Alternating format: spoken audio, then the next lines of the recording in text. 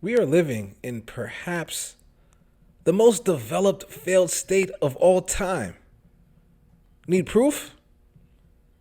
For days, plumes of black smoke billowed over East Palestine, Ohio, reminiscent to the mushroom cloud that Bush harped on again and again as he was fear-mongering us into consenting to the Iraq War. Now, decades later, what he illustrated manifests in our shores, not due to terrorism, but because of deregulation that set the stage for a train derailment of toxic chemicals, ignited in a fireball in a controlled burn because Norfolk Southern believed this the most efficient way to clean up their mess. This entire ordeal stems from the fact that Norfolk and other industry titans have so lobbied government that 3 consecutive presidents have relaxed safety regulations. First, the Obama administration, with Biden as vice president, narrowed the classification of hazardous flammable materials. They limited it to just crude oil. I don't know about you, but I think that this vinyl chloride looks pretty flammable to me. Leaving vinyl chloride and other chemicals off that list is more advantageous for companies like Norfolk. Makes it cheaper to transport it. But to their credit, the Obama team left in place a plan to mandate electronic brakes. The rail industry didn't like this, so they switched their lobbying efforts to the GOP, giving Republicans $6 million.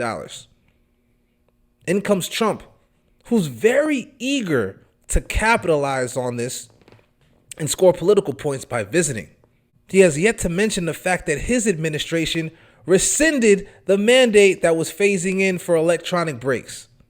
Then in comes President Biden, enter stage left, who, when en route to his presidency on the campaign trail, vowed to be the most pro-labor president ever. That had to have been satirical, facetious. He was joking. He couldn't have been serious, considering the fact he used his executive powers to quash a railroad workers' strike when workers were demanding, amongst other things, reforms that would have increased safety precautions. The amount of lobbying done by the rail industry has ensured that 3 consecutive presidents bowed to their whims.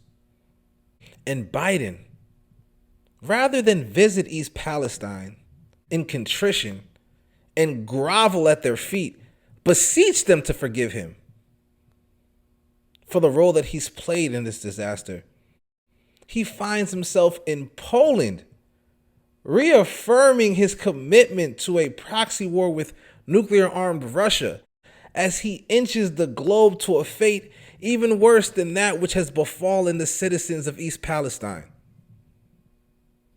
Citizens who are now reporting eye irritation, respiratory issues, headaches, amongst other things, as symptoms that they're suffering from.